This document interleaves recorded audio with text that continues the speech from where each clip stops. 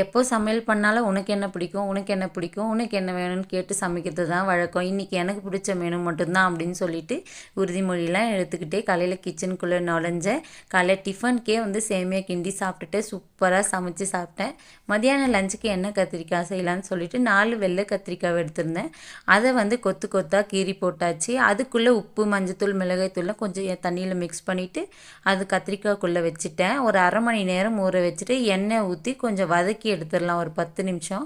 அதுக்கப்புறம் அதே சட்டியில் கொஞ்சம் எண்ணெய் ஊற்றிட்டு கொஞ்சம் வெந்தயம், கொஞ்சம் கடுகு சேர்த்து நல்லா பொரிய விட்டுட்டு 20 போல் சின்ன வெங்காயத்தை பொடியாக கட் பண்ணி சேர்த்து 4 பல்லு பூண்டு, ஒரு கொத்து கருவேப்பிலை சேர்த்து நல்லா பொன்னிறமாக வதக்கி விட்டுட்டு ஒரு பெரிய வெங்காயத்தை பொடியாக கட் பண்ணி மிக்ஸி ஜாரில் சேர்த்து கொஞ்சம் சீரகம் சேர்த்து கொரகொரப்பாக அரைச்சி எடுத்து அதையும் இந்த கலவை கூட சேர்த்து நல்லா வதக்கி விட்டுடலாம். நம்ம வெங்காயம் தக்காளி அரைச்சி சேர்க்கறதுனால குழம்பு நல்லா தொக்காக வரும் நமக்கு. ஒரு முழு பழுத்த தக்காளியும் ஒரு அரை தக்காளி மிக்ஸி ஜாரில் அரைச்சியும் சேர்த்துருக்கேன். இந்த குழம்புக்கு தேவையான அளவு உப்பு சேர்த்து கொஞ்சம் மஞ்சள் தூள் சேர்த்து மூடி வச்சிடலாம். அவ்வளோதான். நம்ம மண் சட்டியில் செய்கிறதுனால ரொம்ப நேரம் நல்லா குத்தி குத்தி வதக்க முடியாது. அதனால் மூடி வச்சு வதக்கினா சீக்கிரமாக வதங்கிடும். அவ்வளோதான். நம்ம வதக்கி வச்ச எல்லா கத்திரிக்காய்களையும் சேர்த்து நல்லா வதக்கி விட்டுட்டு 1 ஸ்பூன் மிளகாய்த்தூள் சேர்த்துருக்கேன். நம்ம ஆல்ரெடி கத்திரிக்காய்க்குள்ளேயும் மிளகாய்த்தூள் வச்சு ஊற வச்சுருக்கோம்.